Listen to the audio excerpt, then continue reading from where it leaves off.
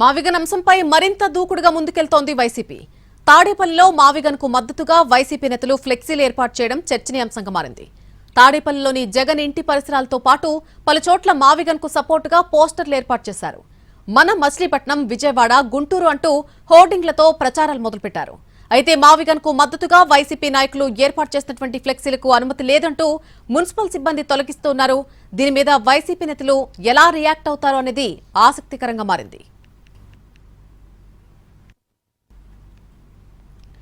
12 సంవత్సరాలైనా రాష్ట్రానికి రాజధాని లేకపోవడం సిగ్గుచేటని, ఇందుకు సిగ్గుపడాల్సింది మొదట జగనని, ఆ తర్వాత చంద్రబాబుని విమర్శించారు సిపిఎం పోలిట్ బ్యూరో సభ్యులు బివి రాఘవులు.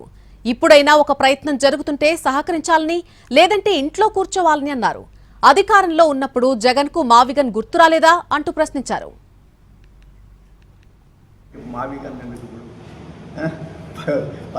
రాష్ట్రం విడిపోయింది.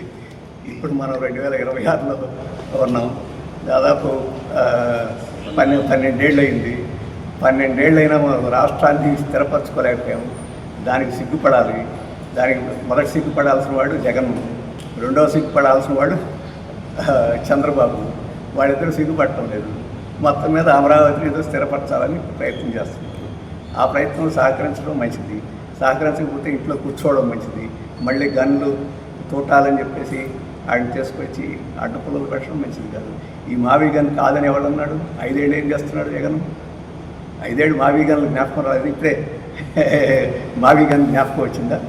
అప్పుడు 3 అన్నాడు. ఇప్పుడు ఆ 3 ఎందుకు వదిలేశాడు? 1కి సమర్థించారు, అమరావతికి మొదట సమర్థించారు. ఆ తర్వాత అధికారానికి వచ్చిన తర్వాత ఎందుకు మార్చేశాడు? 3 అన్నాడు. మరి ఇప్పుడు అధికారం తీసేసిన తర్వాత 3 కూడా వదిలేశాడు. ఎందుకు వదిలేశాడు? ఇప్పుడు మావిగన్ అన్నాడు. ఇది రాజకీయ మెచ్యూరిటీ ఉండి ఒక ఆలోచనతో ఉండి చేసే మాటలు కాదు. తాత్కాలికంగా ఏదో మాట్లాడాలి కాబట్టి ఒక పదం సృష్టించాలి కాబట్టి సృష్టించినట్టు కనపడుతుంది.